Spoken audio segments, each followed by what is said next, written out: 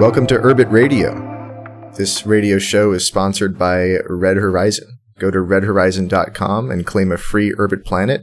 Now with 8 gigabytes of S3 storage for free. You could store up to 8 gigabytes of your personal files on your S3 bucket at redhorizon.com. 8 gigabytes? Seriously?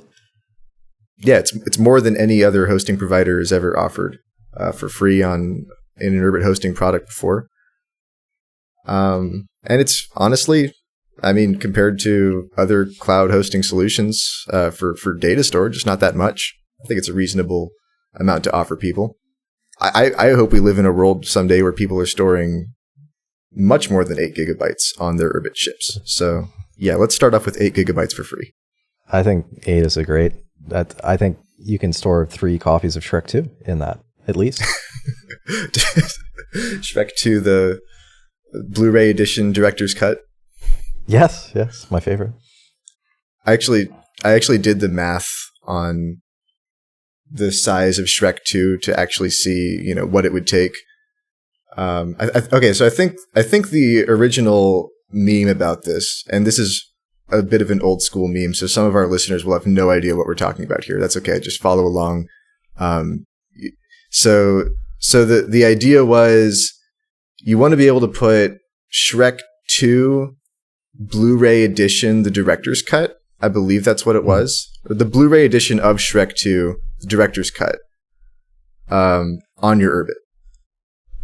And that was a milestone for how Urbit could be assessed as a file storage and transfer server exactly. And so on. Yes. Yeah. So I went onto a completely legitimate file sharing site to see what the Blu-ray edition Shrek 2 director's cut releases were and how big they were. And I think there was actually one that was about 67 gigabytes. Whoa. Yeah. So you need Plunder type file storage capabilities right now to share those. Mm-hmm. And honestly, I actually think, currently the issue is there's a bottleneck around the size of the pointer. That's, you simply can't address more than a certain amount of memory. I think Plunder, when they showed their demo, 70 gigabytes of images being searched through, they were also trying to show that there's a performance consideration here too. And when Urbit can address a large amount of memory, how fast can it reference those values? We'll see. I mean, we have to be able to hold them first before we can see how fast we reference them. But I think the Plunder guys are planning to make a point about that even if the size of the storage isn't a limitation, their system is still more performant. Sure. Lean into your strengths. Yeah. But yeah, Red Horizon S3 is an Earthside solution. I'm kind of tired of the Earthside solutions. That's why it took Red Horizon so long to release this. I think Urbit maximalism is what Urbit is about. Urbit is Urbit maximalism. Going back to the original writings, I say this to everybody. I say this all the time. Urbit is intended to be the one system to rule them all. If you believe in proliferation of systems, Urbit is not for you. And if you believe that Urbit should work well with other systems, maybe you have a point for some short-term user stories. But it's really not the point. The point is everything lives on Urbit. So we're violating that at Red Horizon by giving people S3 storage. That's just because of the way people build their apps. You have to put images on S3. It's fine to put them on Urbit, actually, in a lot of cases. You have to put them on S3 today with the current kernel. But that'll change the kernel's fine. Pretty soon. So Urbit can hold up to 8 gigabytes itself, right?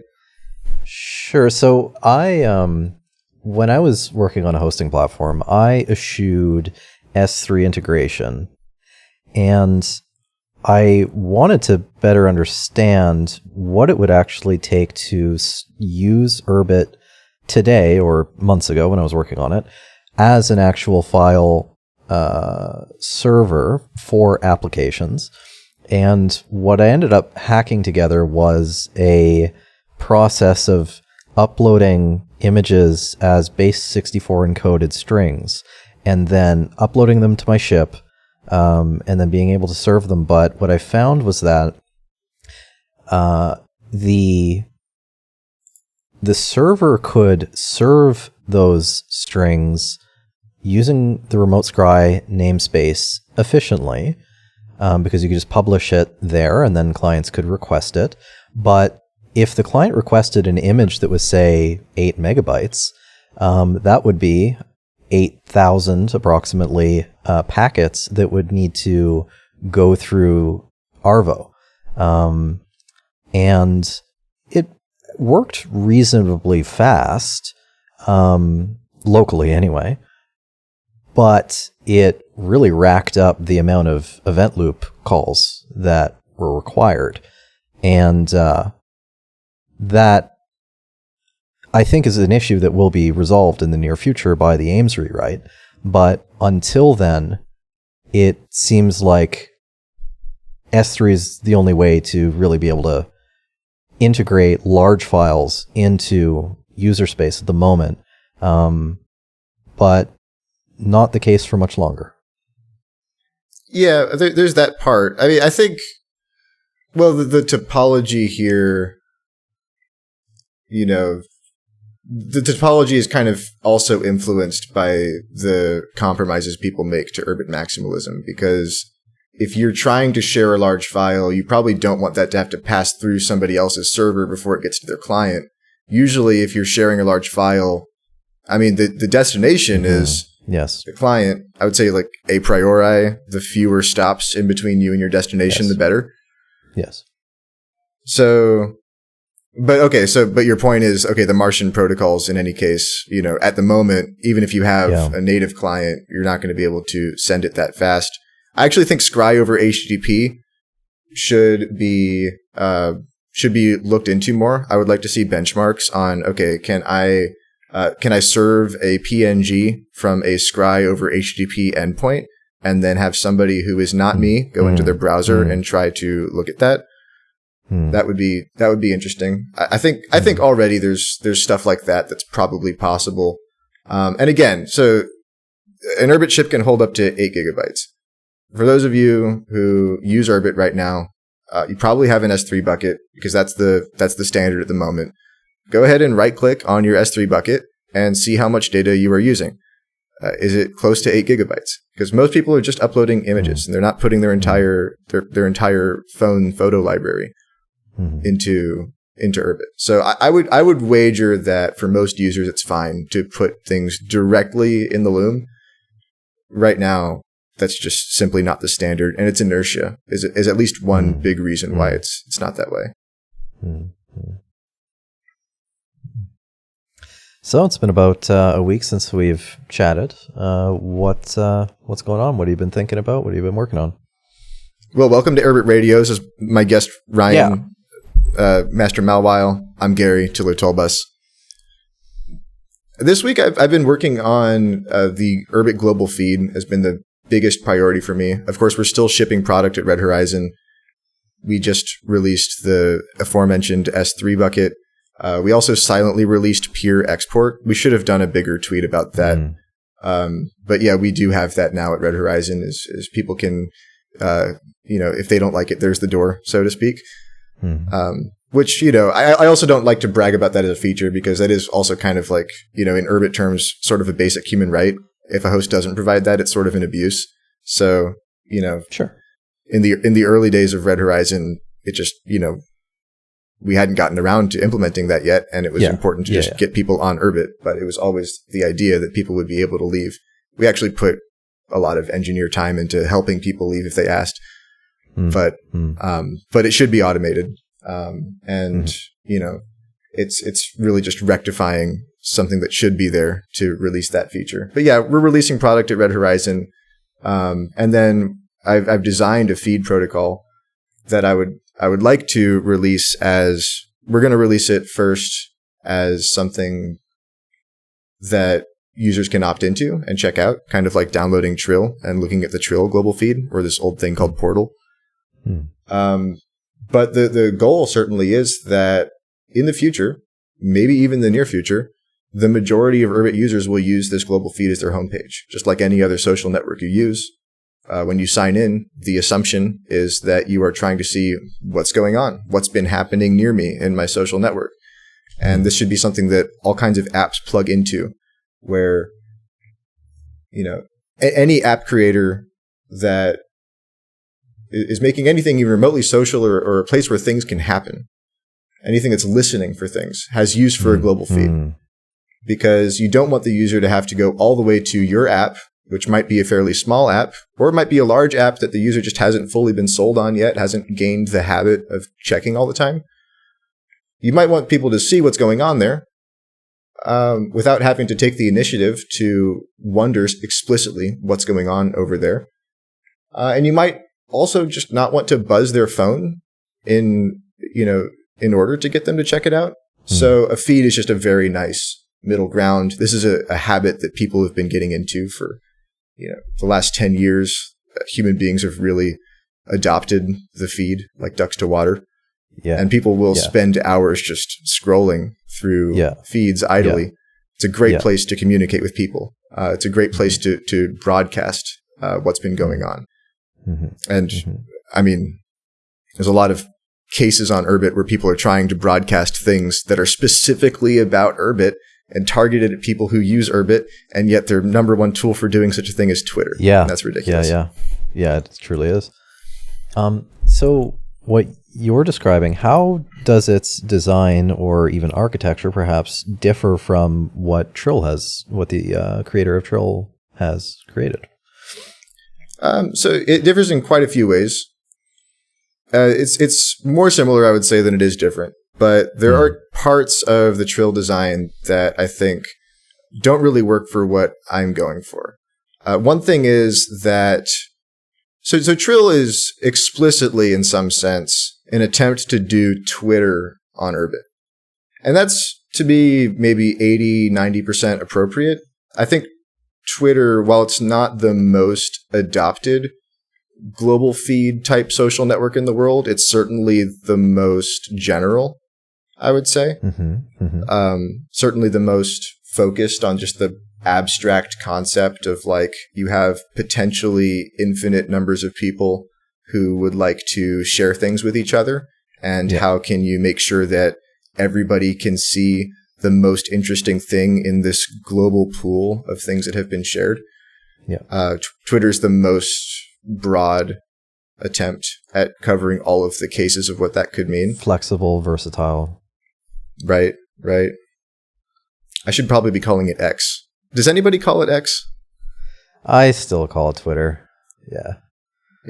I mean, I'm not in total disagreement with the rebranding, but I mean, Twitter I think it was a good move on his Yeah. behalf. I think it made sense. The icon is better. Yes, it is. In any case, so Trill is designed to re-implement the features of Twitter in a decentralized fashion. My opinion is that Twitter as Twitter, the experience that we understand to be Twitter, is actually very optimal in a permissioned, centralized setting.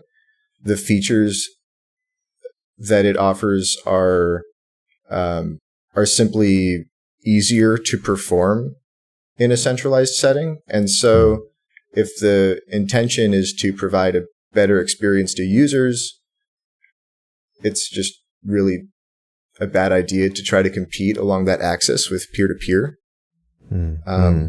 Yeah. It's a losing fight. And so replicating the features of Twitter is not a good idea. I think it's more about taking a step back and saying, what does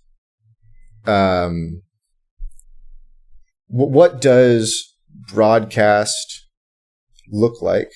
What does this idea of like, I, who am potentially big or small, connected or not connected, I have a message for other people. In principle, the number of other people could be extremely large. It could also be very small. I don't know. I'm just, here singing my song, and I would like for as many people who want to listen to it to be able to come and listen to it. What does that look like in a peer-to-peer network where everybody runs a node? And one area that I came to kind of fork away from the Trill understanding of things, which, I've read a pretty significant amount of the Trill source code, is that once you get into that state, you really don't want to be able to modify something after it's been published. You may want to be able to take it down in some sense, or rescind it, but you don't want to be able to modify its contents.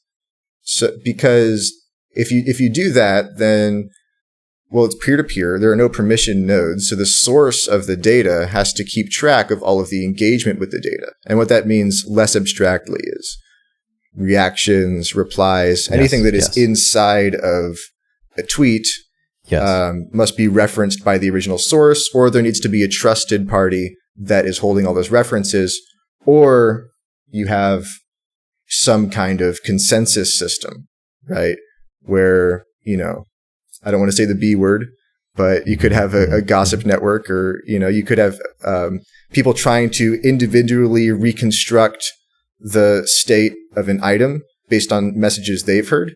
And then, maybe the ordering of those messages will differ based on, where you're located in the network. That kind of thing could be possible. But the picture gets much more tractable if you imagine that these are just little broadcasts that don't change after you emit them. You emit them into the network, and then they live on their own and they swim around. One thought that comes to mind is the idea of a cryptographic signature, and how any message that is published on Urbit is going to have some kind of signature attached to it. I mean, definitely at like the lower protocol level, just for validation, but I think even at the user space level, it makes sense to attach signatures to just about any kind of information that people might be sending back and forth to each other. So if I send out a tweet, I think it would make sense for it to become standard to attach your signature to whatever it is, call it a tweet, a post, any text broadcast, anything. And while we can think of ways to come up with ordering schemes, I see one level beneath that just the guarantee that a particular broadcast was authored by whoever it states it was authored by. And we could do more advanced things on top of that, but as long as that signature is always there, there's no way to break that. And so while someone might want to edit something that they've posted, at the very least, the original message is floating out there unless, everybody decides to delete it and no one's archiving it. Yeah, are we synchronized there in the way we're thinking about the power of a signature? Yeah, definitely. I mean, so with Urbit, that does get a little messy because people can revise their keys. Then those key revisions are associated with corresponding on-chain state. And so it becomes relevant when the thing was signed. And this is where, this is where the B word comes up again, right? Yes. Because there are many circumstances, if you don't think the system fully, thoroughly, you can have circumstances where forgeries are possible because it's hard to be sure of when an event occurred. But yeah, definitely table stakes is that everything stays signed as it goes along. And so you'll be interested to know that the way that we plan on implementing this broadcast protocol, one of the key aspects of it, and it kind of extends from the notion that a feed entry is an atomic thing that in some sense lives independently of its author, is all messages will be identified by a unique scribe path. So that is our, relatively small collision resistant identity system for messages. So it's not like a hash of the message. It's the path at which it lives. This contains the author of the message. It ideally contains an accurate timestamp. It is possible to lie, but it should contain a timestamp in any case. Just like a Bitcoin block. Right. And there was another aspect to it. Yeah, it should also contain the application responsible for submitting the entry. Because the idea is this is a kind of common meeting place for different applications to share the same feed. Yes. One thing that's going to be really challenging from a UX perspective is trying to figure out what to do with messages that originate from an application that some user doesn't have.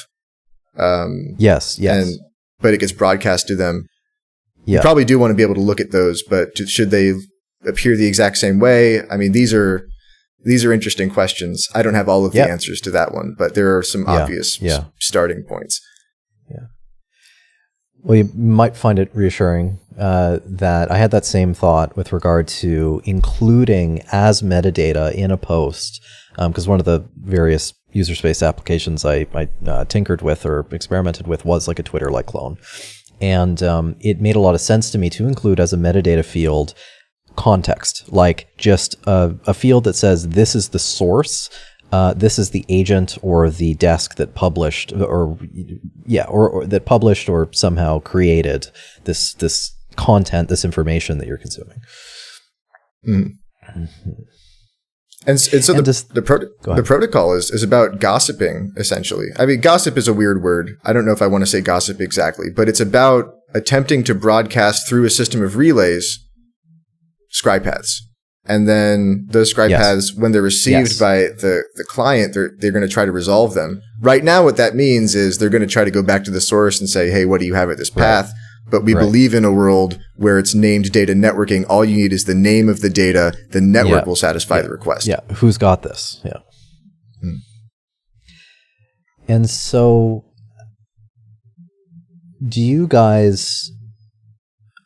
are you aiming to launch this pre-Shrubbery, or are you kind of hoping that it could, because like this seems like a Shrub Maxi approach to social media or broadcasting?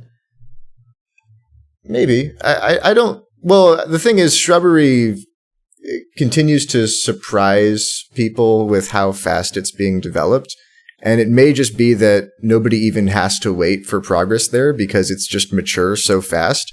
That's one possibility. Certainly, I don't believe in waiting for the results of research to release something. We're writing these applications as Gall agents. I would actually predict that while it hasn't happened yet, there's this concept of a Gall shim where you can write a 10-armed Gall agent as is traditionally recognized and just simply pass that through a system that turns it into something that is Shrubbery compatible. I'm beginning to believe that kind of backwards compatibility implementation is relatively low-hanging fruit in terms of the roadmap. That's just a hunch that I have. So I don't know that people need to in any way stop working on what they're working on because of the Shrubbery progress. And a lot of the things that we're designing kind of make sense as agents anyway. Agents are a good model for some things. There's just, as Urbit has grown up, there have been a lot of things that don't make sense so much as agents. And so, it's trying to catch the superset, where Shrubbery comes in handy. Yeah. I'm still living in Gall land for a lot of this. And there are use cases of Shrubbery that come up for sure, but I think it's still fine to write agents, guys. You can write agents. Nice. Well, most of what I've been up to and thinking about for the past 7 days has been non-Urbity crypto trading, quantitative analysis, which would probably not be interesting to 100% or 80% of the listenership. So instead, what I would like to do is read a portion of the 32nd chapter of Systemantics.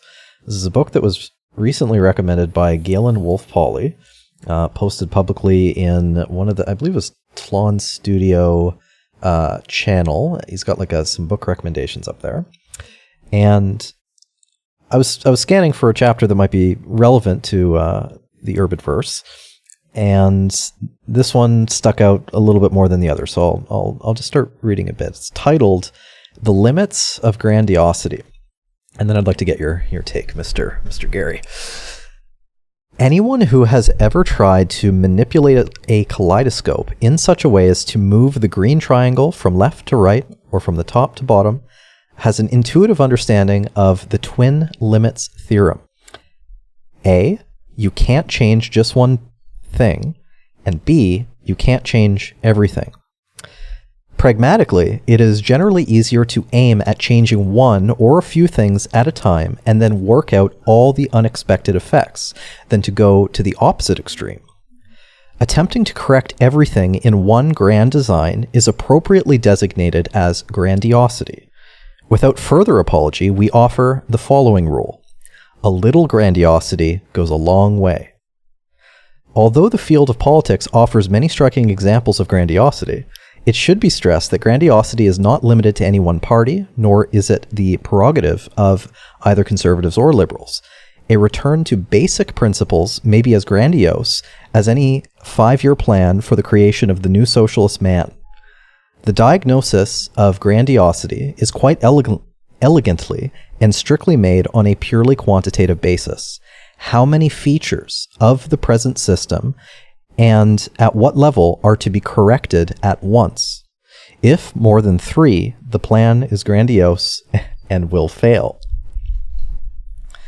So the chapter goes on. That's kind of the first segment of it. Any thoughts? Hold on. To that piece? The beginning of that, I will concede I've never tried to do cool stuff with kaleidoscopes. I think I played with them once in my life when I was a kid. It kind of sounded like at the beginning they were trying to say that grandiosity is inevitable. Just by trying to do small things, you're actually trying to move the whole world. But then towards the end, it started to go towards, the opposite. Be humble, bro. Don't try to change so much. I agree that the conceptual transition there wasn't as seamless as perhaps they could have come up with another one. But I guess the point they were trying to make was that just by simply trying to adjust a single aspect of a system, there are just interrelationships that are, was that their point? I don't even really know. Well, I mean, I could see why this makes you think about Urbit, right? Sure. Yeah. It's hard to take a small bite out of the big ball of mud and say this part is going to be perfect and clean because there's the whole other ball that you have to work with. I'm so glad you said the word perfect because that's a perfect lead into the next paragraph on perfectionism. It says, legend has it that one of the lesser known museums of Middle Eastern archaeology contains an ancient baked brick from the city of Ur of the Chaldees, upon which 5,000 years ago a scribe had incised in cuneiform symbols the cryptic message, "The final truth is just around the corner." Although the original author of this insight is unknown, the belief remains alive to this day, being widely held with all the fixity of revealed religion, that when the current revision is complete, the system will be perfect. Or alternatively, perfection can be achieved on the day after the final deadline. Needless to say, this idea, no matter how elegantly formulated, remains a delusion. The truth of the matter is summarized in the perfectionist paradox. In dealing with large systems, the striving for perfection is a serious imperfection. So what do you make of this heresy? Well, I think you could ask anybody who's been working on Urbit for a long time what they think of the Tower of Babel metaphor, maybe for the Urbit project, and you can get them talking for quite a while. Okay, so yeah, perfect is maybe not the right word, right? Because you don't have, something doesn't need to be perfect to be able to freeze something. There just needs to be nothing wrong with it. There's a difference between nothing wrong with and perfect, because something could be more right with it. Well, I guess maybe that's a bit of a philosophical, like, you know, somebody just smashed their keyboard hearing me say that, because they're like, no, that's actually the same thing. There could be something more right. There could be good is the same thing as there is something bad. I don't know. I personally don't think that's true, but maybe that is an opinion. But yeah, I think certainly, you know, I mean, there are blog posts by the founder of Urbit talking about worse is better, and how Urbit is designed with a worse is better approach, which really goes against, at least on the face of it, the aesthetic direction of the project. Because yeah, on one hand, you're trying to build the perfect computer, and then on the other hand, worse is better. So you're building the perfect computer, but not too perfect. Is that the idea? And yeah, I think probably to take Urbit seriously, you do have to agree with the position that there's a difference between there being nothing wrong with something and that something could be improved. Knock is a really good example of this, because I think pretty much everybody who works on Urbit and likes it a lot and knows a lot about it would not, you know, they would not consider it an existential threat to the project if Knock were simply frozen the way it is. But lots of people have small opinions on ways that it could be changed. So, is Knock perfect? I would say almost undoubtedly it's not perfect. At the very least, you know, you could think of some reordering of the way the lines are written in the Knock specification that could marginally improve it. But there's a difference between that and, you know, is Knock freezable? Can you build the foundations of, or can Knock serve as the foundation for an entire system of computation that encompasses in theory and eventually in practice all things that people want to do with computers, except for possibly, you know, some embedded use cases, for example, that don't require connectivity with the rest of the system. And yeah, those are just two different things. Knock is definitely suitable already for that purpose. I believe that. And most of the rest of Urbit is not. For example, Hoon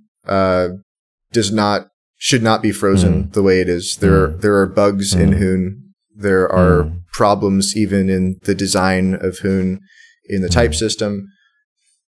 I think the only reason those problems haven't been resolved is because there are competing ideas of how it should be redesigned. The OS itself has problems. There are bugs in Arvo. There are missing features in Arvo, so those are not quite ready to freeze. But you do need to be able to look at the big picture of all of these things and have some idea of what they would look like in a frozen state. I think Shrubbery is a big step towards that vision. So yeah, I think that's my response to this excerpt is grandiosity is inevitable. If you're not doing it, somebody else will. And that Urbit is not the Tower of Babel. We are trying to build a very tall tower, but we want it to be just tall enough. It doesn't have to actually pierce the heavens.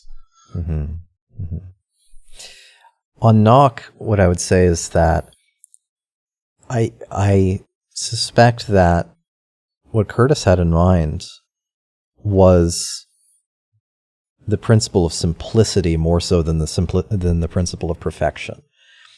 And what I think the author of this book might say is that it is very rare for a system to be designed in a complex way from the beginning and to work.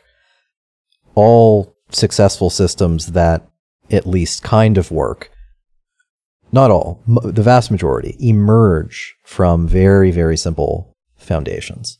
And I think that's what we have. Yeah, definitely. I think anytime you want to build something that will end up being complex, it would be very stupid not to say, to sit back for one moment and say, what are my limitations, right? Under what restrictions am I working within? Mm-hmm.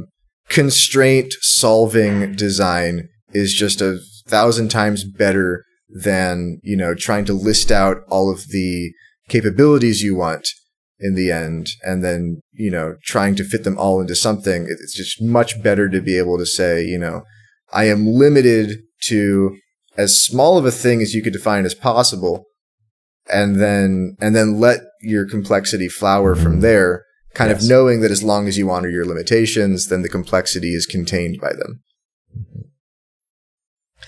You know what I think could be fun maybe in the future is to go back and review some of the old blog posts. I bet many of them are quite rich in their content. It could be fun to review some.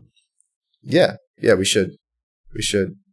There's I know a lot of them, from, I think they just sank very deeply into my consciousness, and like a lot of the things that I think are like maybe even close to direct quotes from Urbit blog posts. Like, for example, the one that I just referenced, Worse is Better. I think the last time I read it was like a year ago, but I think about the stuff that's written in there all the time, because it's kind of talking about,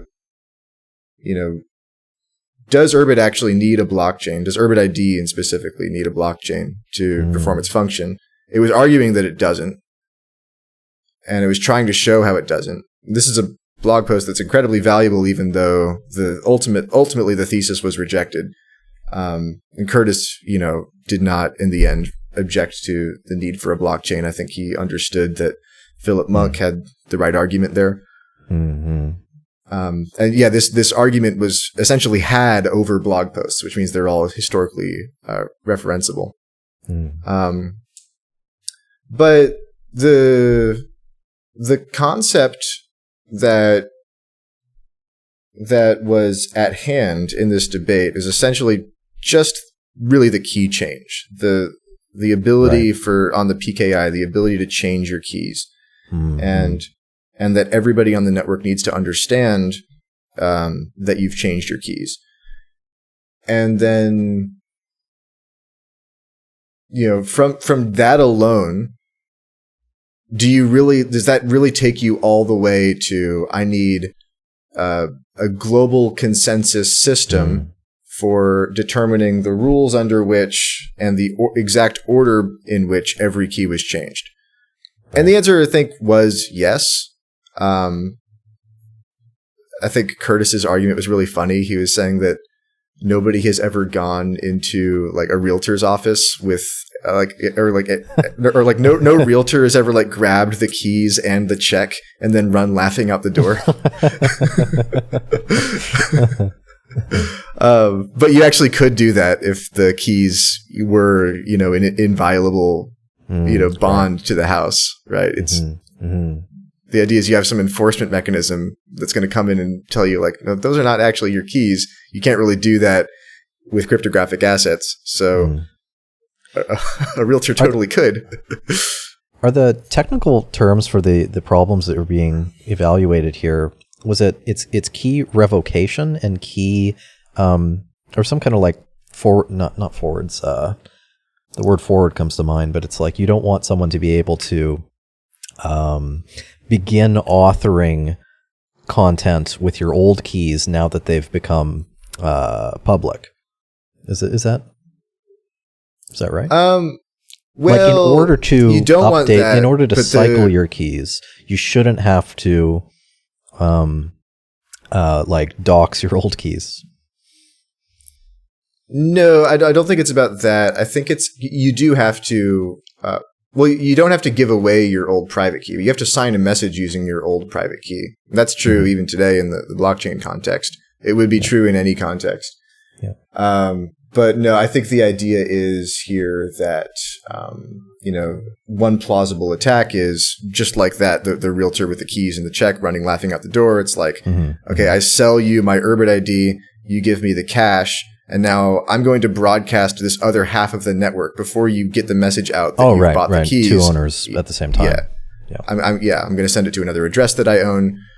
And yeah, that would be a problem. And so you can't really use any kind of gossip or broadcast-based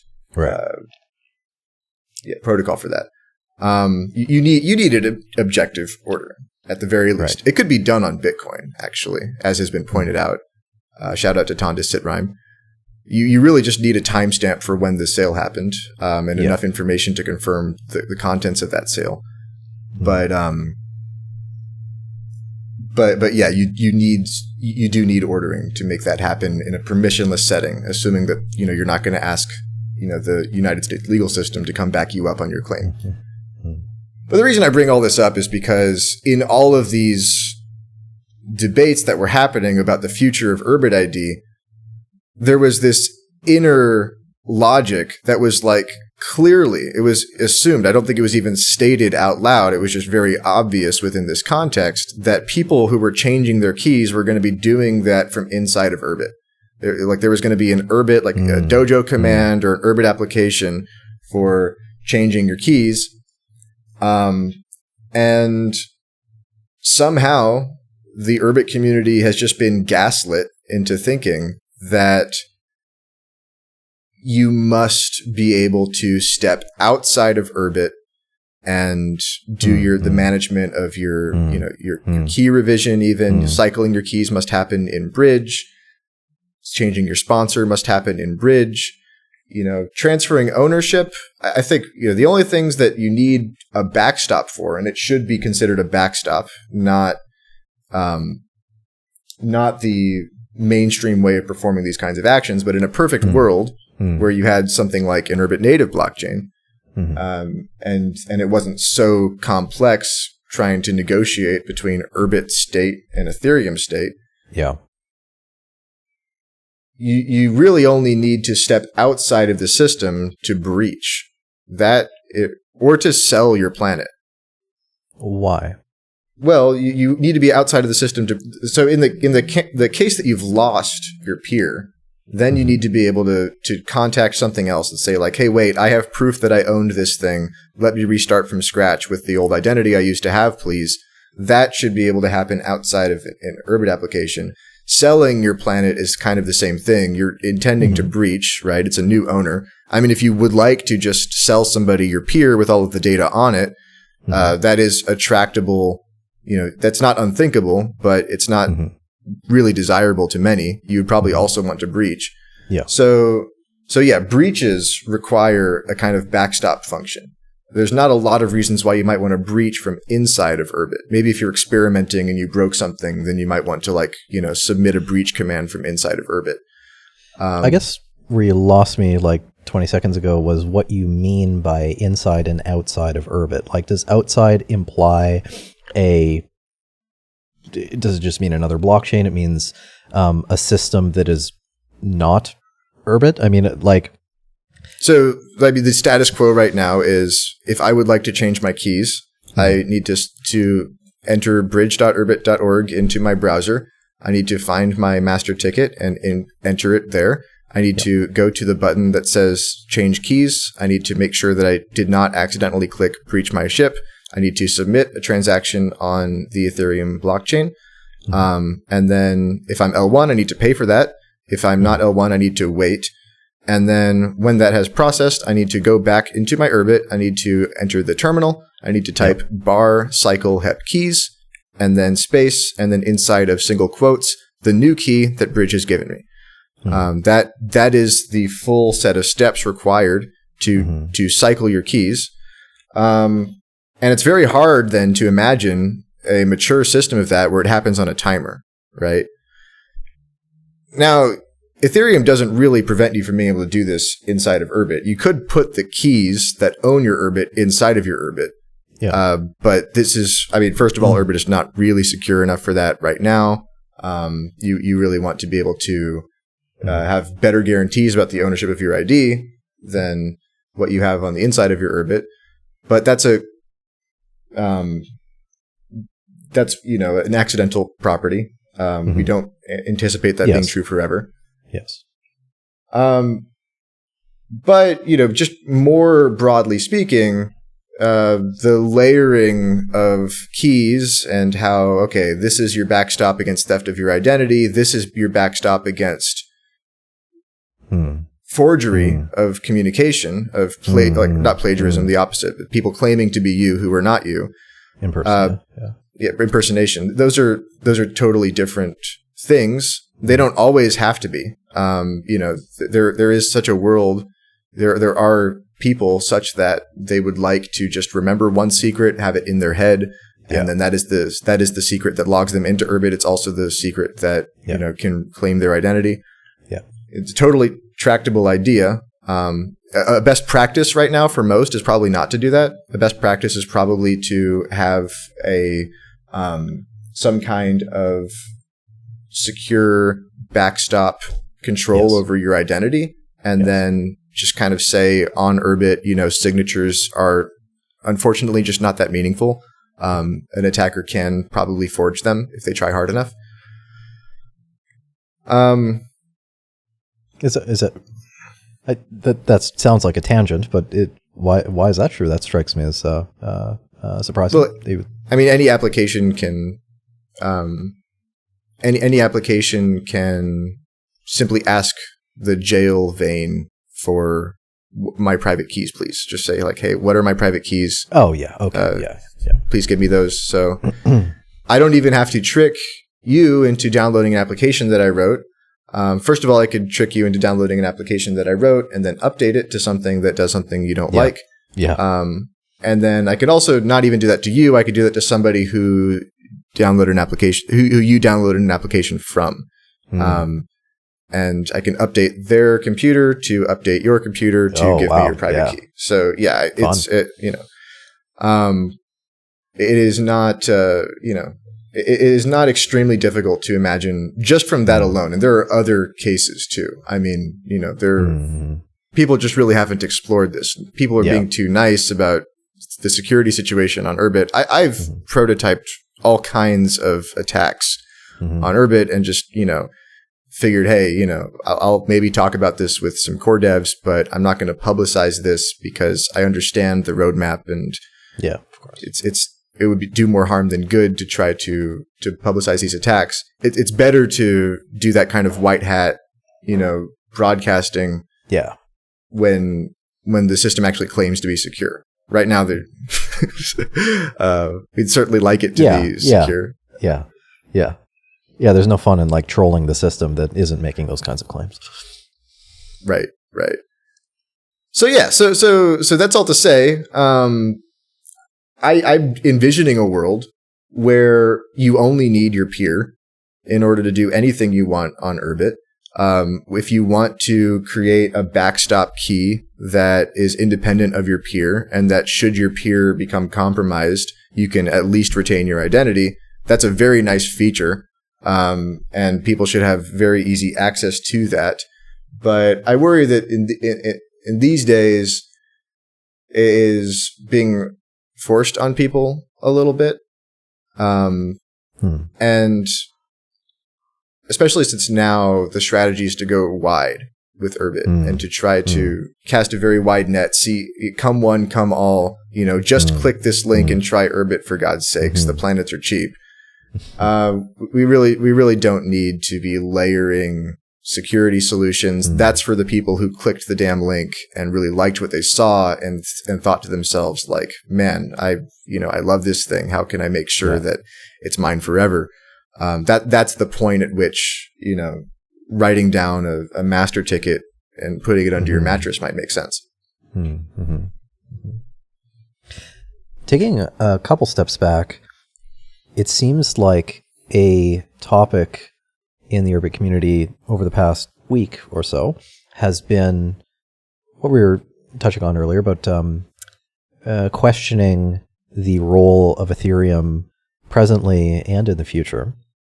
And one of the thoughts I've had on the subject was that I think one of the main arguments we have in favor of using Ethereum is just being interoperable with their ecosystem. Being able to, although we have, Urbit points are currently instantiated as ERC 721s, aka NFTs, and that has given us the ability to easily compose with products like OpenSea. And in the near future, potentially also being plugged into centralized exchanges that are proximal to very large amounts of crypto capital. If our PKI was hosted in-house on our own blockchain-like system, then we would be asking those exchanges, if we want to have some of the advantages that would confer, we would be asking them to integrate a very alien system, which, they have plenty of resources. Maybe some would do it if they got Urbit pilled sufficiently. But that's one of the sacrifices we would be making that is not trivial. We'd be kind of cutting ourselves off financially in some sense, in some perhaps meaningful sense. That strikes me as like a pretty significant argument. Mm-hmm. Yeah, I think I should probably always put forward like a kind of disclosure statement of just personally, and the reason I even got into Urbit, I prefer to think in terms of correct design rather than practical. Like, not that I don't like to be practical, I do, but it's really about doing the right thing, building the thing that was meant to be built, more so than, choosing between a number of options, which one of these, brings more money into the ecosystem. And I certainly don't believe in Urbit as a thing that is just a black box that takes US dollars in and puts productivity out. I think it's much, there's companies that are like that. Urbit as an ecosystem is not like that. So, just devil's advocate to your point, though, I think the address space sales that have actually helped the Urbit ecosystem the most were over the counter. And I don't know if we've actually gotten that much value out of these attempted integrations with, that's a good point, with Ethereum. I think one thing we did get is that we really haven't had a lot of address space theft. There is an increased risk of address space theft, and people need to be very careful with the keys that hold address space in comparison to what they might need to do if it was on a different system, because the market for stealing things on Ethereum is so mature. The industry of stealing things from people who use MetaMask, for example, there are all kinds of sophisticated attackers who will do anything. So that's an aspect of it, but just in general, right?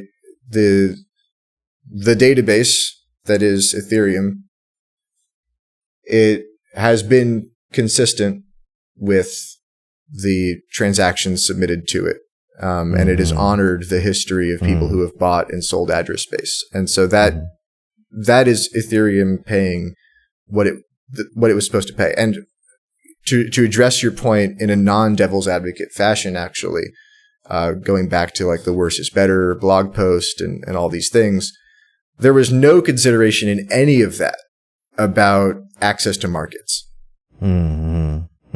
Access to markets is a secondary thing. And so if we happen to have access to markets because of the security solution we chose, certainly that shouldn't be disposed of. I would strongly consider, though, that like it should be considered just like from the perspective of designing the system, it's worthless, right? If it makes the system 1% worse and gives the ecosystem $1 billion more dollars, it still should not be. It should not be used because we're trying to think and design from a frame that is simply larger than the amount of money we can accrue right now, and that's the point of the product. That's the point of the project. So that's really where I sit on that question. But yeah, the devil's advocate point I would posit to you is that even within that framing, it's not quite doing its job. I mean, Ethereum is pumping like crazy right now. I think it recently dipped, but it also before that it quadrupled or something like that, maybe tripled. Yeah. Roughly. So, but address base did not.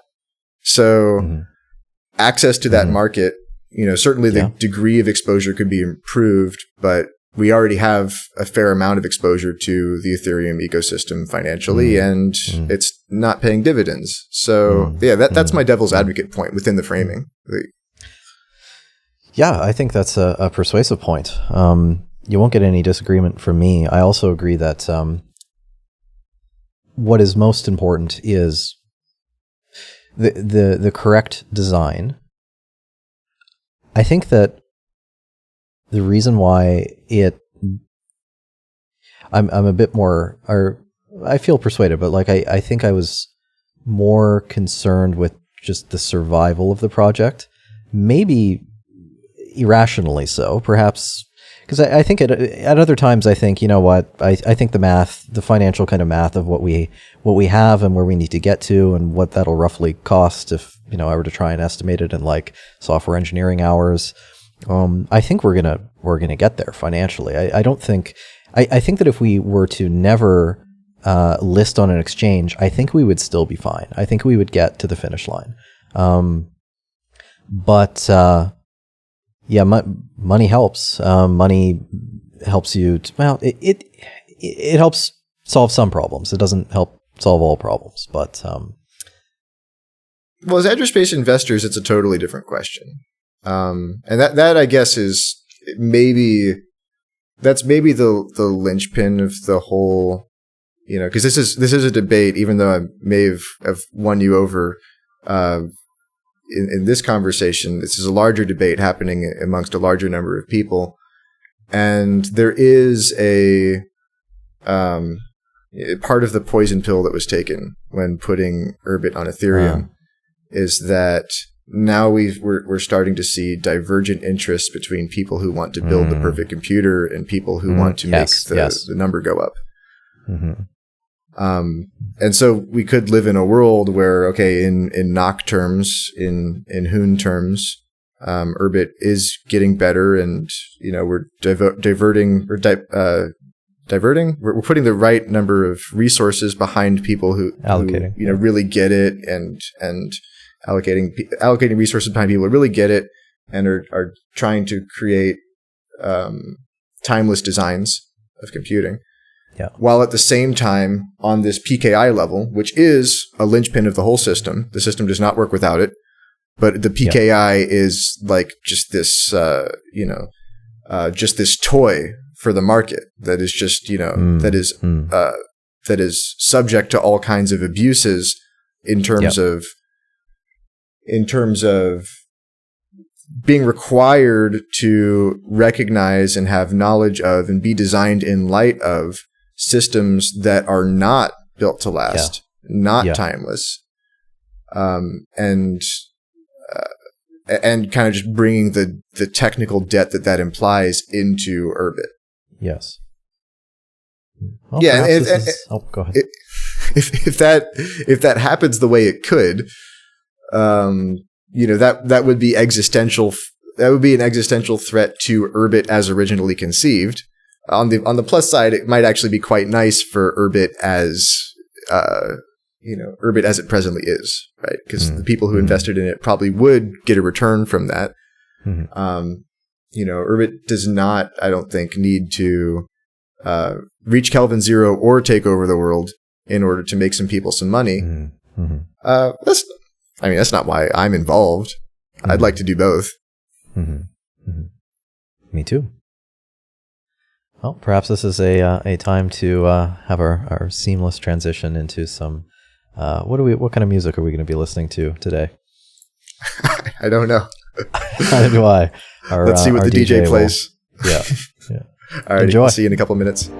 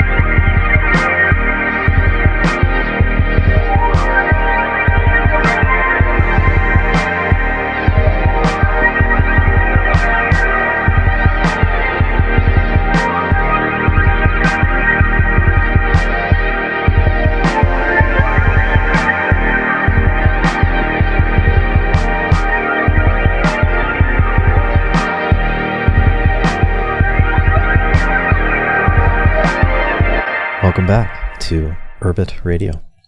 And we're live. So that's what's been going on with me.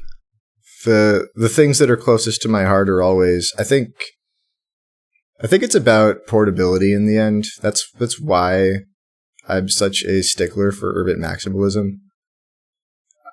I mean, there's also the whole idealism thing, but it really isn't impractical at all to think in terms of just making sure the system is as all-encompassing as it was designed to be. So as a host, we're responsible for trying to give users a seamless experience of coming in and out of the platform. And all of the problems with doing such a thing have everything to do with the compromises that have been made to Urbit as an all-encompassing system. We really would like for people to be able to, for example, just send us a key file, and that key file boots a ship. Unfortunately, that key file may represent a ship that is under an inactive star or galaxy in the sponsorship hierarchy. And so the key file alone is not enough. We may need some other information so that we can contact Ethereum and make sure that we could sponsor you as well as host you. S3 is not super portable. We actually went out of our way to try to make it more portable. Red Horizon did its own implementation of the S3 standard so that we could put the folder that represents your S3 bucket inside of your peer. So this is not inside of your Urbit. It's inside of your peer being the thing that you receive when you export from the platform. So when you export from Red Horizon, you get all of your files with you in a folder right next to the rest of your Urbit. And that's one thing. But because of the reliance on DNS, all of your links will break. So you can have the files that you uploaded to your Urbit, but that doesn't mean that all of the chat messages that use those files to react to things, etc., will still work. In addition to that, we have to send you your keys, and we're quite paranoid about keys because we operate within Chorus 1, which, maybe it's a bit of blockchain derangement syndrome where because something exists on Ethereum, it must be treated with the utmost care. Even if some users, would prefer to have a more seamless experience in exchange for the risk of losing their asset going from 0.01% to 0.1%. But in any case, we delay currently. When a user exports their ship, we ask them to send us an Ethereum private key, an Ethereum public key. Don't send us your private key. We ask them to send us an Ethereum public key. Send me your private key. Send Ryan your private key. We ask the user to send us an Ethereum public key, and we will transfer the token by hand. An engineer will transfer the token by hand to that account. So that obviously doesn't scale to many, many users, and we'll have to do something else there. But it would be nice if the token was simply inside the peer as well. It would be nice if such a thing were possible. And so, what is the actual experience of moving hosts because of all of these compromises that have been made? All of these times where people just thought that, like, okay, we're going to break a little bit of portability, but we're really saving a lot of time by doing this, and it's all just temporary anyway.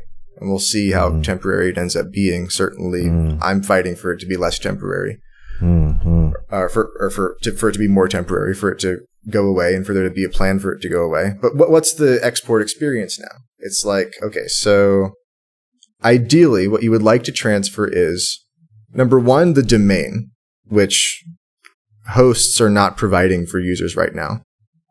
They're not providing custom domains that they'll transfer back to the user in the end, but users would like that.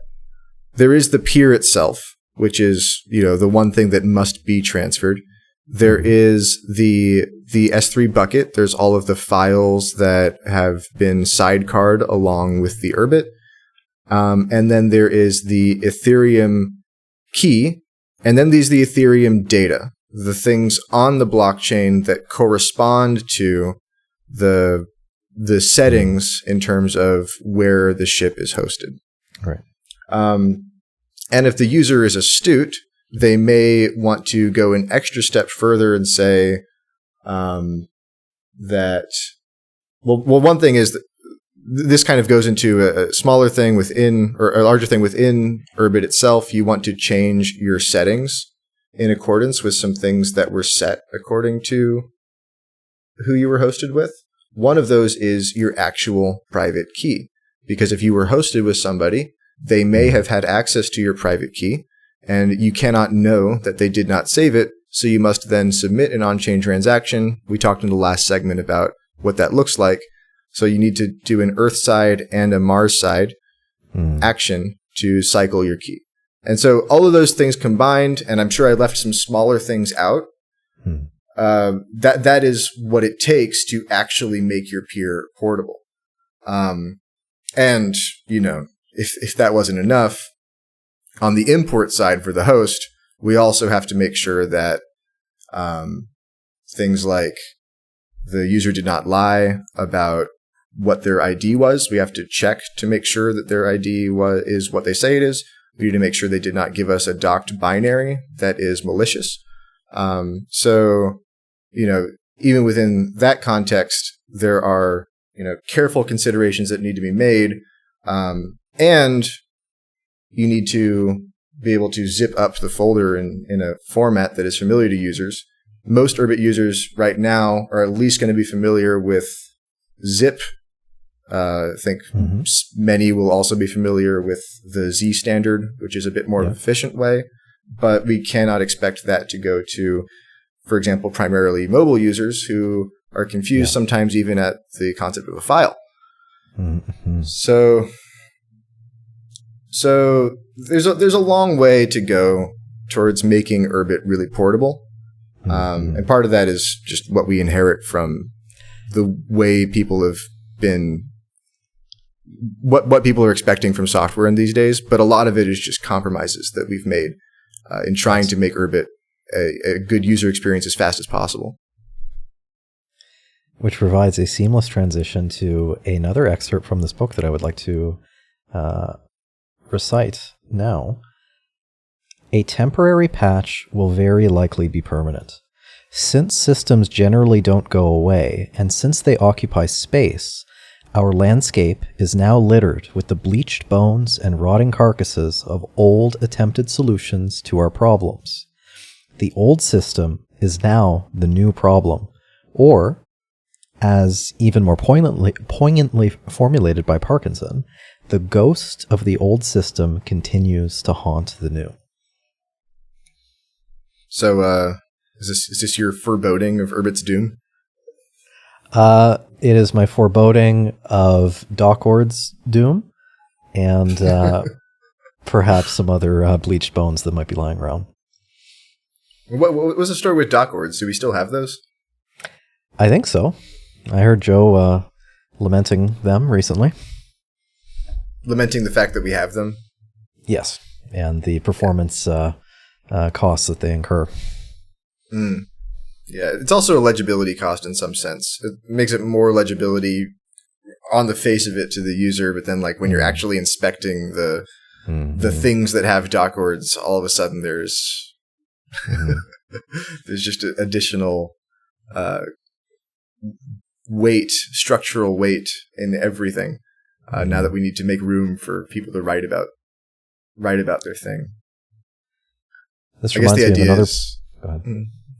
The idea is maybe to one day have like a truly Kelvin version, truly minimal Hoon that's not user friendly to write at all, and then another language that's like super Hoon that has all of the bells and whistles that devs want. I'm reminded of yet another principle from this book that goes something like, it's generally a lot easier to put up a system than to tear one down. And yeah, it's a bit of a paraphrase, but just the idea that getting excited about the implementation of a new system, you can get carried away without fully considering the costs that you may have to pay later down the road, removing it or tearing it down.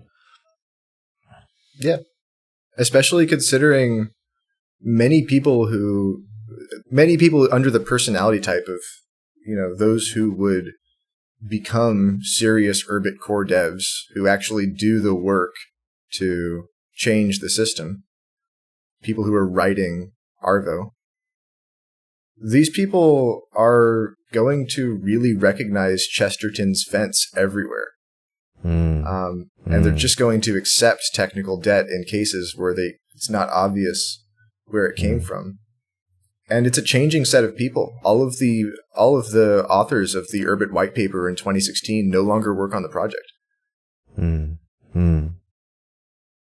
So yeah, it is going to be challenging. I mean, we do have, I would say probably the number is about 4 or 5 people who understand Urbit well enough that they could, within a short amount of time, maybe 2 weeks to a month, rewrite a vein, like a load-bearing vein, like clay or gall or what have you, in a way that still works.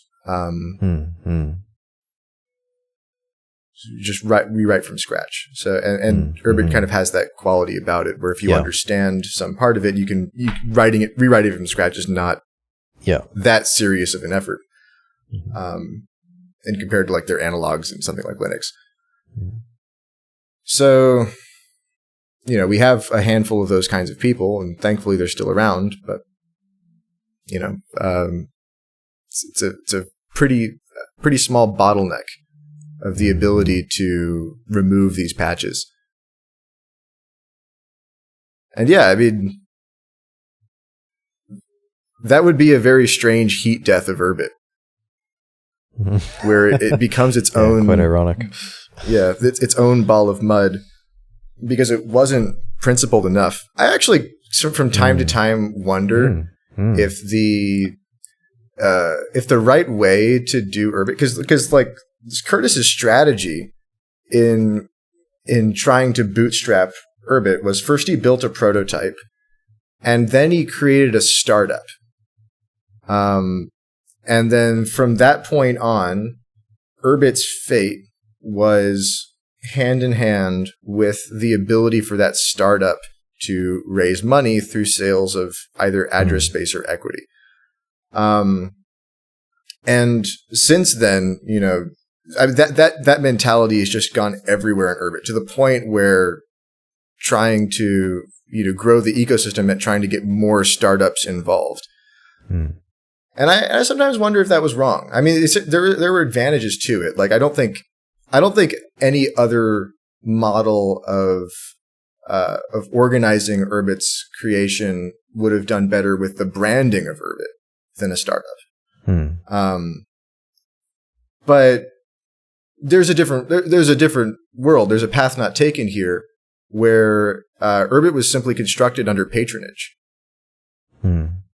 And where it was just 4 or 5 systems engineers knowing that it would be a 20, 30-year project at least. Yeah. And the investors were committed to supporting them throughout that entire time frame. Not because of anticipating return on investment, although they might want that too, but just because on the face of it, it's a thing that should exist. And funding it on that basis. Now the ecosystem is trying to support the salaries of probably, I would say, about 50 people at the moment. And they're not all essential for getting the system to Kelvin zero. We're trying to support an ecosystem of users and applications, and there's just a lot more to it, where the thing that we are here talking about losing is the potential of losing is something that really a very small number of people need to be paid to keep working on. Yeah, maybe it needed more time in the oven before expanding the scope of its ambition. They didn't seem to believe that at the time. When the Urbit startup ecosystem first took off, I don't know of anybody who was, getting on the megaphone saying, like, guys, being able to build a CRUD chat app on Urbit doesn't mean that you can start a business here. There are people who believe that now, but yeah, maybe it was mass psychosis. I don't know. I believed it. I believed in Urbit startups. What's on the docket for this coming week? Well, I think the number one thing on my mind is still the global feed. Urbit is a social network more broadly. I want to take another look at the social graph protocol that was talked about all the time on the Network Age podcast. Yep. Yeah. Hadzad Walrus wrote one, and I recently pulled up the source code for it.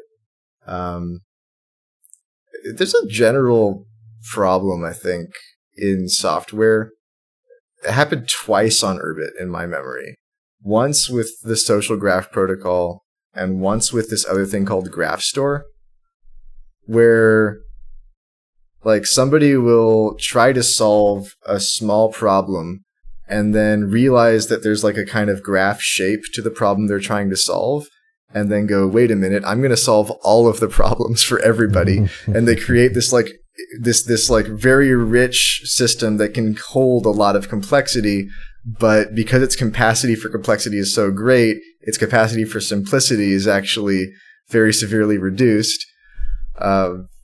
People who have tried to integrate with Graph Store back when that was the vogue in Urbit will know what I'm talking about. Doing something very simple with tools that are built to handle, very complex things is sometimes a pain.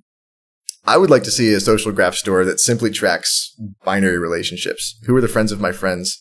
If I'm aware of a node on the network, how many degrees of Kevin Bacon are they from me, right? Like how many degrees of friendship are between me and them?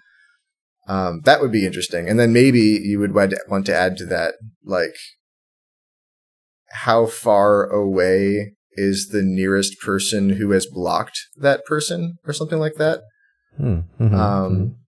That might also be an interesting thing, but yeah, blocks as a primitive.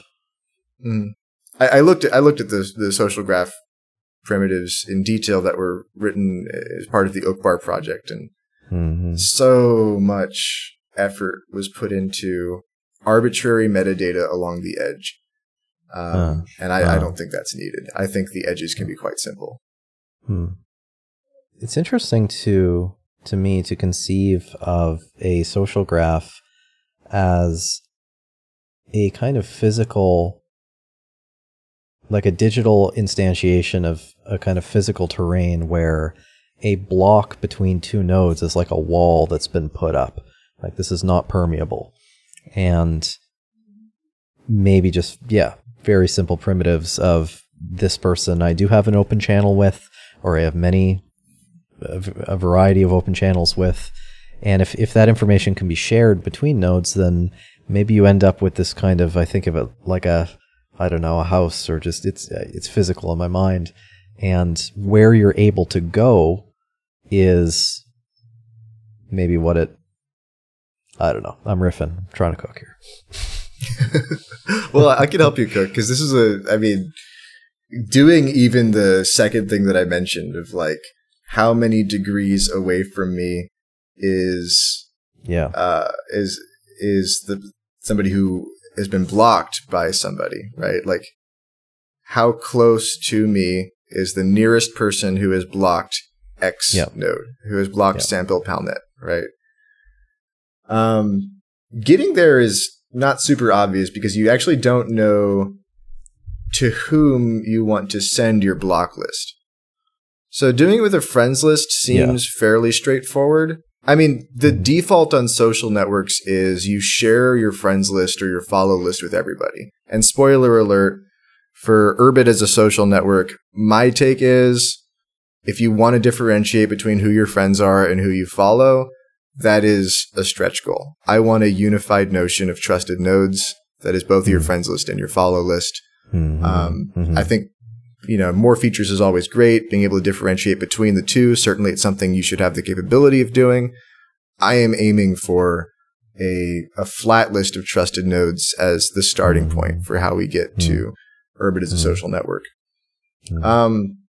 So you have two concepts within that flat list. You have, or three if you combine the previous two, which is I have trusted you, you have trusted me, and then we have trusted each other. Right? Those are the three states. And then I guess there's the fourth of neither, none of the above. And so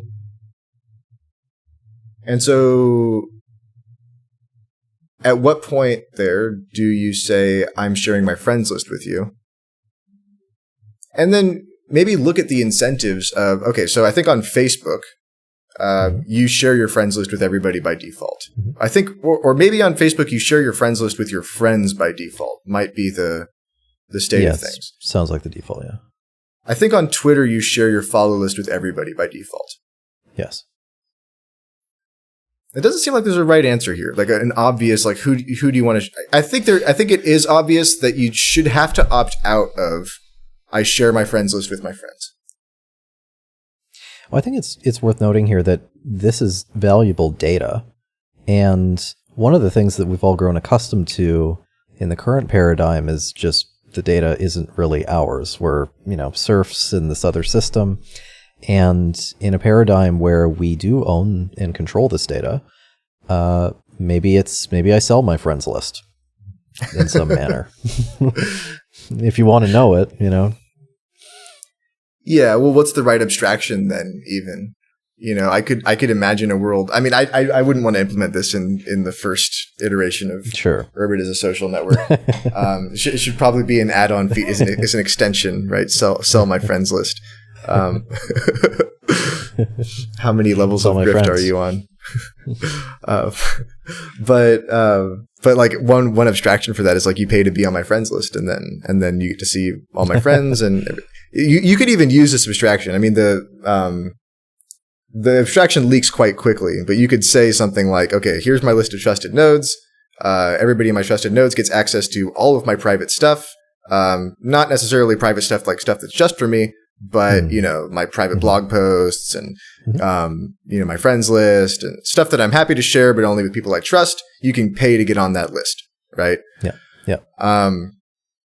That's one way of doing such a thing. And then I think you're kind of supporting that what I assume is the Facebook way is correct, which is I want to share my friends list with people who I have designated as a friend, as opposed to I want to share my friends with people who have designated me as a friend.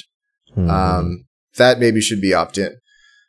So then if you're growing a social graph, you have limited access to knowledge there, which maybe is appropriate. Maybe this is actually how the world as it should be, where you're only going to get information from people who you've requested the information from, aka people you've added, and then they need to also have added you in order for that request to be resolved. So you only really get a social graph of mutual relationships, right? And then, the other question is, okay, I'm sharing my friends list with you. Does that mean that I'm sharing my friends' list with you? And that the answer needs to be yes in order to actually have a social graph of more than 1 degree away. I mean, for you as a user, right? Because for me, my intuition is I am happy with basically anybody knowing my friends list. I'm not embarrassed. But I don't think that's a universal position.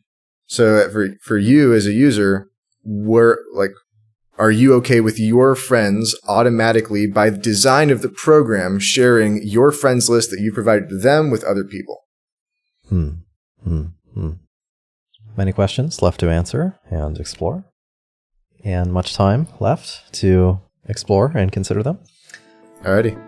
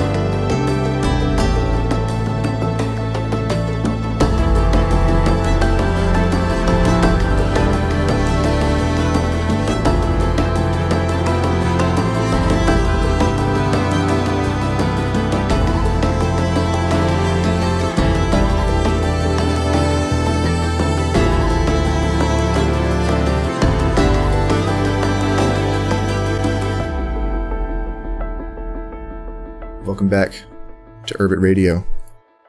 We hope you enjoyed the pleasant music our DJ provided. So the question about social graphs, I want to hear from you, Ryan, about your friends list. So I'm your friend on Urbit, I think. I hope we're pals. Surely.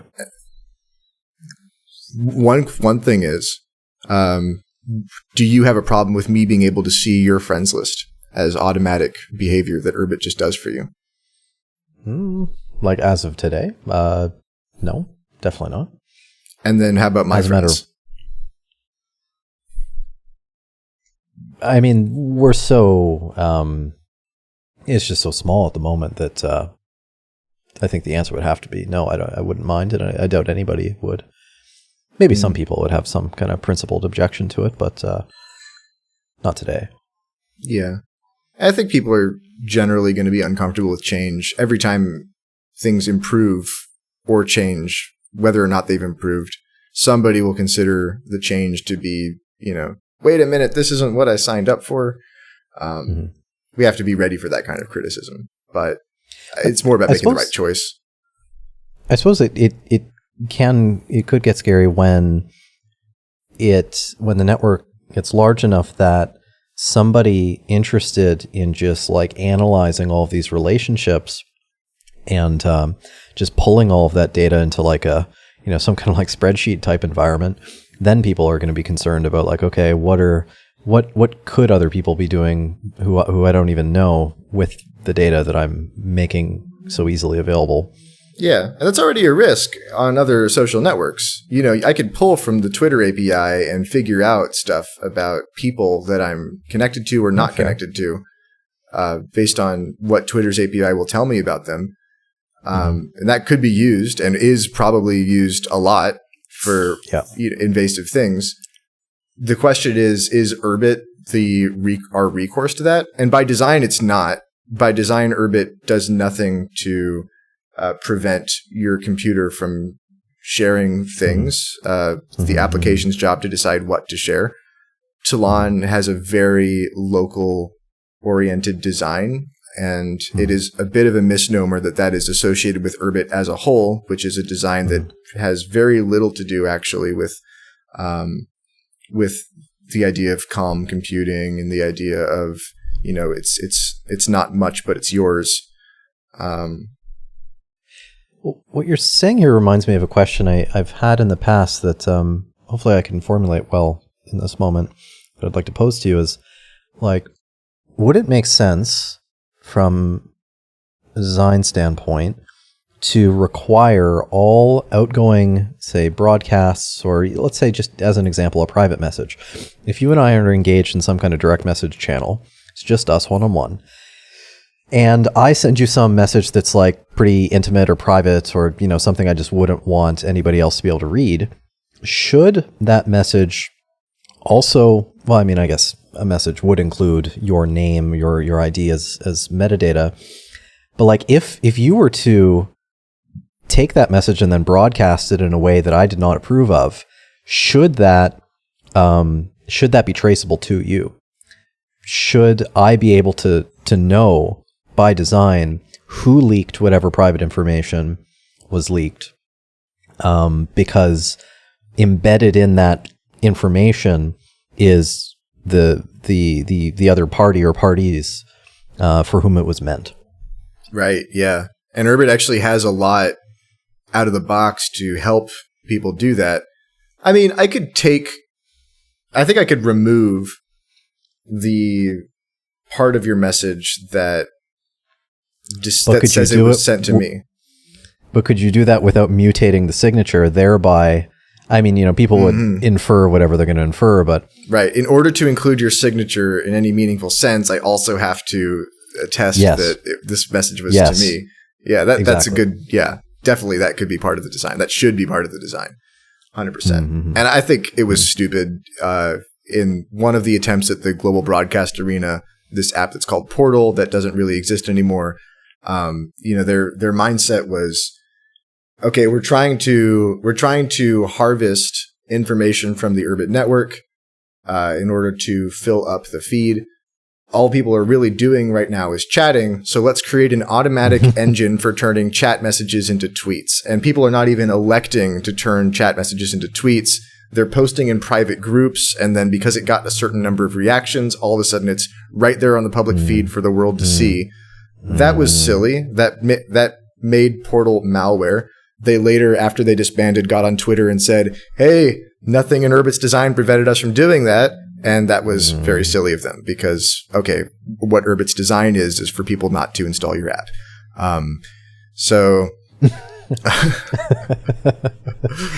Touché. Yeah. So I don't believe in that. I think there's a difference between chats and tweets. I'm trying to create an environment for tweets. And I think there's lots of things that should be tweets. For example, publishing a chat, right? Like publishing the existence of a group or a channel should be something that goes into a global feed. We already have that with this group discovery channel that everybody uses. Most people promote their groups on Twitter. There's no reason that couldn't be something native to Urbit. But no, it doesn't need to, it shouldn't be so desperate for data that it's hooking into all of the things that it knows people are using and trying to pry stuff out of it. That is not the design. So there's one thing happening in Urbit news lately. To change the subject a little bit, I want to touch on this here, and I anticipate there will be many more Urbit radios that touch on this topic, but we should mention it here. To me, it's maybe the most exciting thing going on Urbit right now. Definitely, to me, the most exciting thing that is not what I'm working on, which is Shrubbery. This idea called Shrubbery. Kind of a silly name on the out. I'm just used to saying it, but now I'm imagining the audience listening to it. And Shrubbery is kind of a. Why did you choose the name Shrubbery? There's a reason. I didn't choose it, by the way, but yeah, there's this project, this redesign of Urbit user space. At least may even be a redesign of many components, including user space on Urbit, that just thinks differently about how things can be structured. The name Shrubbery, I think, is just another way of saying tree, a rich, dense tree of trees, little branches that are also trees unto themselves. I mean, Urbit has always been described kind of in that way. Urbit is based on being encoded in Nock, also just a tree of trees. But this is a different way of approaching Urbit as a tree of trees. The current person working on this is Liam Fitzgerald, Hastuck Dibtux. So you can see his latest designs for it in a branch that he's working on in the Urbit repo. It's called Neo. And it's being talked about a lot. This Shrubbery design, because, well, I think for a lot of reasons, but it's inspiring a very similar feeling about, just what could be done underneath or on top of a more flexible meta system. What are the desired properties of the meta system I work within? And because of that, it is like an Urbit within Urbit, where Urbit is already hard to explain from the outside. Now people are on Urbit, and we have this thing called Shrubbery that is hard to explain to people who are already on Urbit for the same reasons. So that's your basic introduction to Shrubbery. It is the application environment as a tree. Go ahead. Why don't I try and give my best explanation of it, and then you can clean it up, because I'm sure yours will be more refined. The current application development model and the current file system, or perhaps it might be more precise to call it a revision control system, but it's kind of like a file system. It is, I suppose it is a file system, it introduces some difficulties in cross-communication between applications, or at least applications as written in the current model. And what the current model necessitates is, I think, correct to say, the development of APIs, like bespoke APIs between every, say, permutation of different agents that might want to talk to each other. I think that's correct. Because they are not... While they're all aware, while each individual application is aware of the Scry namespace, there isn't a very clean way for them to coordinate their usage of the data that is published to that namespace. And what Shrubbery is attempting to do, at least in part, is to unify the interface so that all applications can talk to each other, not only intra-ship, but also inter-ship, thereby improving the development experience, simplifying it, producing a more powerful application development model. And I think its ramifications could be more profound than what I just said, but as a starting point, does that sound roughly correct to you? Unifying the interface for the way that applications talk to other applications is definitely a really good way of thinking about it. I think to get even more precise there, and there's other aspects to this. There's also other aspects to this, I'm sure, that I'm not even aware of. And it's actively under research, hot under the stove, hot under the fire, hot on the stove. It's hot. It's hot. So it's currently being worked on, formed in different ways. But one thing that really does help with this kind of unification of APIs thinking is, so we have these subscriptions right now in user space that it's a fairly unified API. You need to probably read the other person's code to figure out how to use it or find some docs. It would be cool maybe, and maybe this will one day be possible with Shrubbery, but I always used to love programming in Haskell, because if I found a new tool, whether it was a function or a monad or, just something that existed in the world of Haskell, and I could load it up into my GHCI, I could ask for its type signature, and based on the type signature alone of the thing, I pretty much understood exactly what it was going to do, because it's telling me what goes in, it's telling me what I can expect out, it has a name. Based on those three things, if I understand the name, I have a pretty good idea of what this thing is going to do for me. That'd be really nice to do for an application, right? If an application was a function with a type signature, and I could say, what kind of data is coming in, what kinds of things are happening as a result of pushing that data, and then make assumptions about its behavior based on that. That would be really cool. So we have subscriptions that require you to read somebody else's code, because we don't have this cool way of understanding things based on their signatures within Gall. Maybe that's possible, and it's just something that needs to be built. And you have to write a fair amount of code to perform that gluing. It's less glue than systems that are less unified than the Gall model. Talking like, things that communicate over Unix sockets, for example, or REST APIs. But it's still too much glue for the actual amount of things that are being said, which should be something like, you have some data living at this address. I would like my data that lives at my address to be the same to whatever degree is possible. And that address can be local or remote. It can be an address within my computer in a different application. It could be on my computer within the same application even.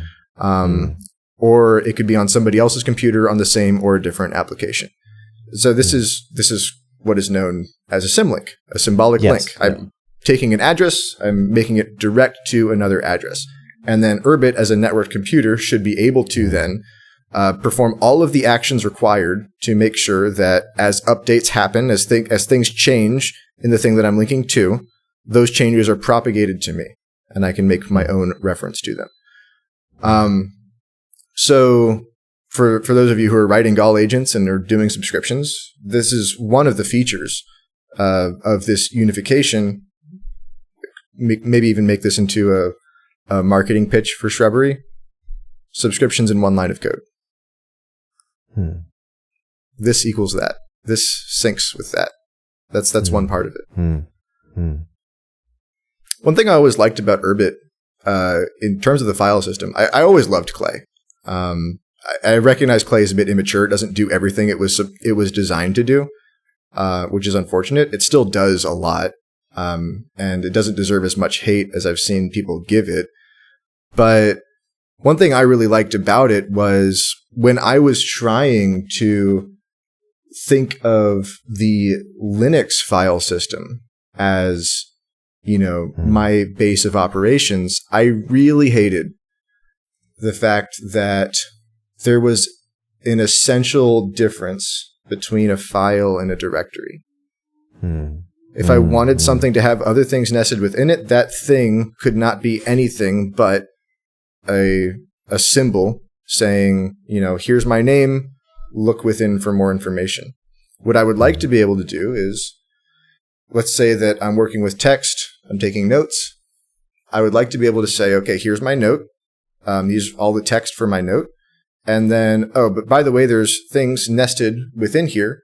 The way that is represented is it is a file and a directory. So you can both look at my file in terms of what is written in the text, and then you can look within it. And I think there's other examples outside of Urbit of file systems that have attempted this kind of thing. But I'm pointing to something I think maybe a bit deeper here, because Clay definitely does do this, which is we should expect more from the file system, especially in a place like Unix where everything is a file. You should expect files to be incredibly flexible objects that can do things like nest things within them natively, this kind of meta-circular manner, right? Like that's what's, I think, very cool about file systems is that, especially in the Unix context, 99 times out of 100, you can take a directory and act like that directory is a file system unto itself, put as many things nested within that as you want, and everything still makes sense. So that's, that's the meta-circularity of it.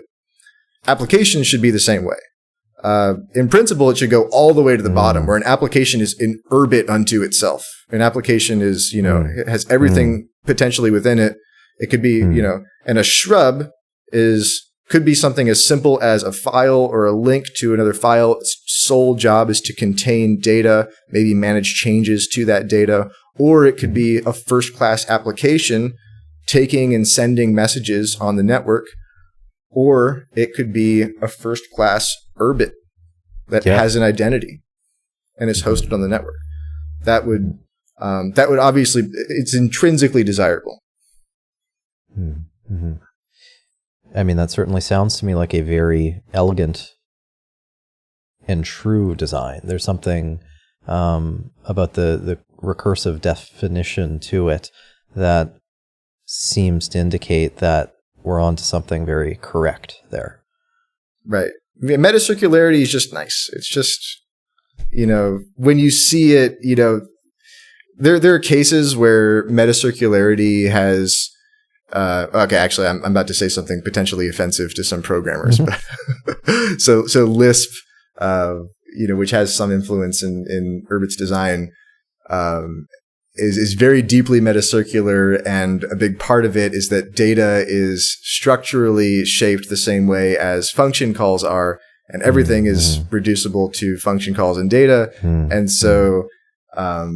And so you get these very powerful macros that can treat code as data very natively and write functions on your functions.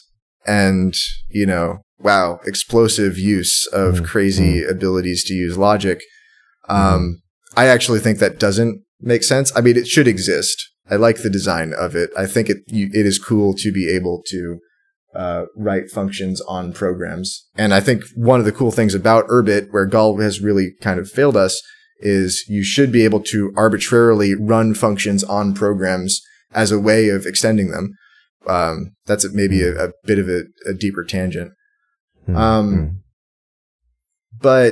yeah, that's to your point about meta-circularity just feels right, because regardless of whether or not those Lisp macros are good, I personally reject them. I think it makes code less readable. They they capture people's attention and their imagination for that reason. It just makes sense that that one thing should try to do as many things as it can within the same system. So it appears that the development of this shrubbery system is moving at a relatively blistering pace.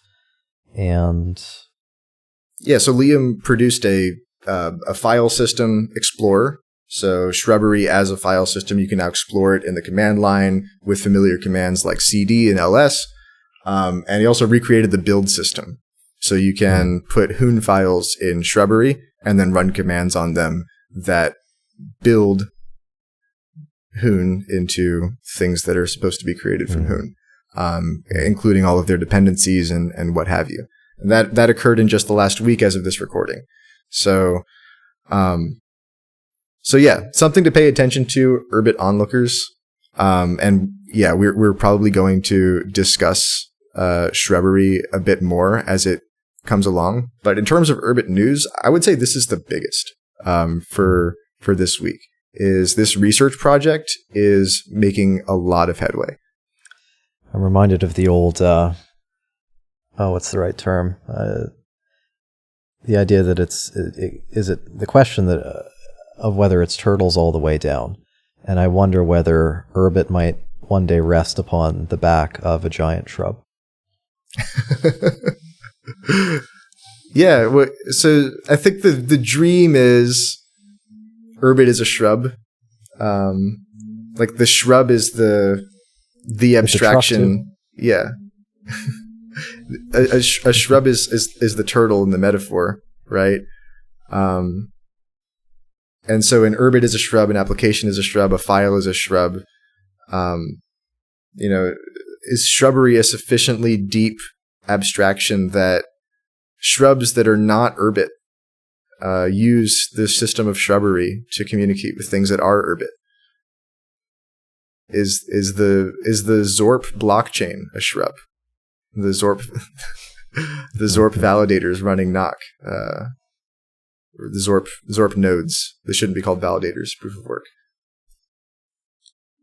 Yeah, it's a great vision. I think this is just one of the things that our Tower of Babel like project is endlessly seeking after. Is like, what is the abstraction under which all other abstractions can live?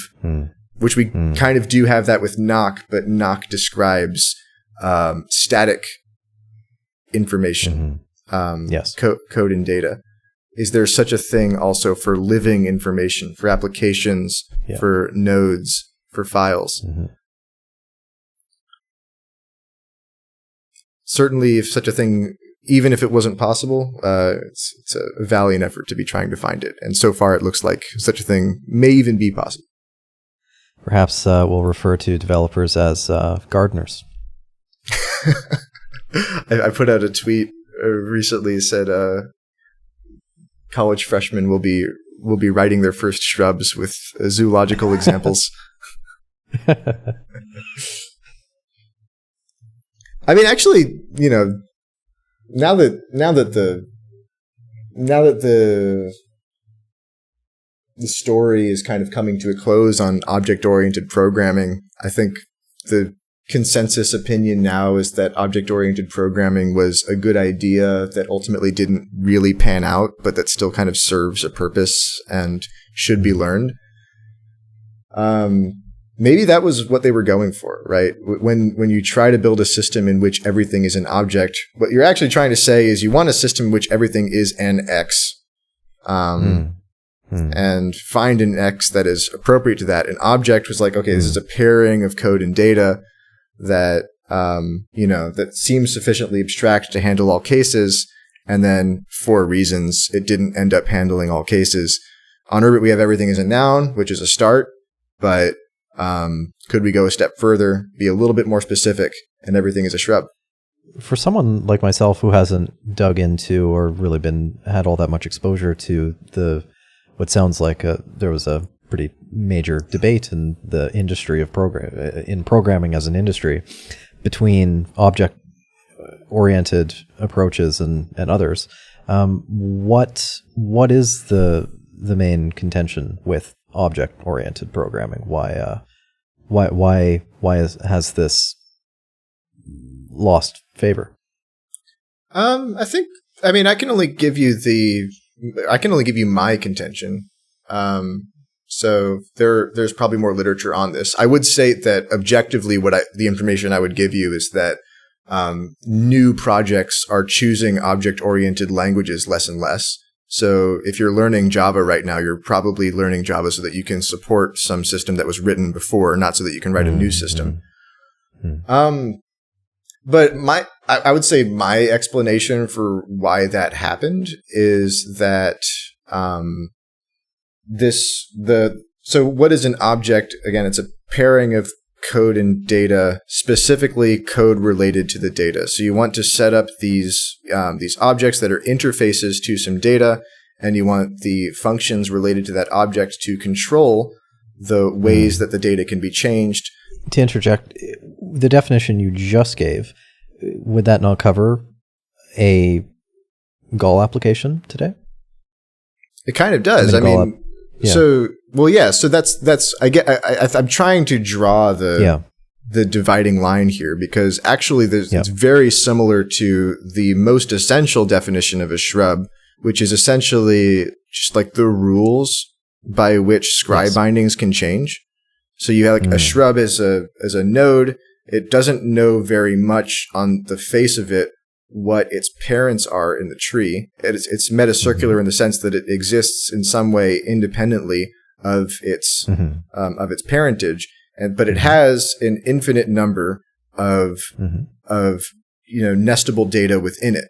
Right? It can have infinite children, and so what a shrub is, it's a program that defines your rules for binding data within that namespace that is underneath the shrub. Right. So that's very close to the definition of an object, right? Where you're trying to give these interfaces and say, like, okay, under what are the valid use cases of these interfaces? I would say that my take is it just did not go far enough.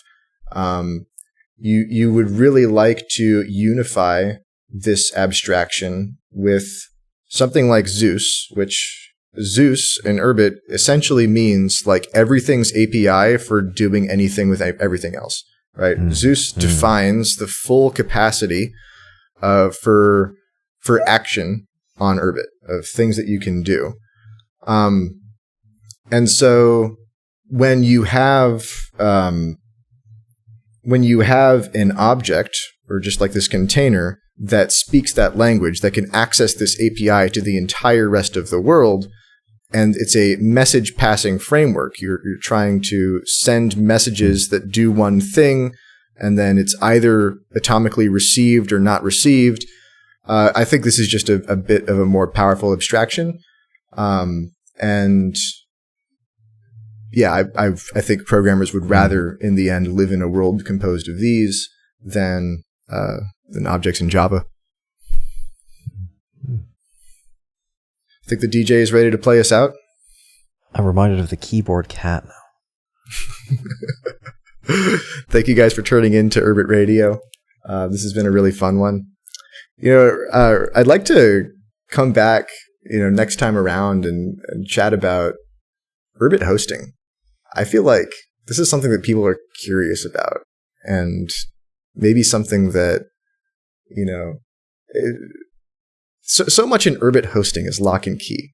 There's a lot that, that could be said on radio that I don't think would hurt my business. What do you think of that? Should we come back next week and talk about Urbit hosting? I think we should. This is a topic that both of us can speak to. So, sure. Cool. Alrighty. I will see you next time. Urbit Radio, sponsored by Red Horizon. See you guys.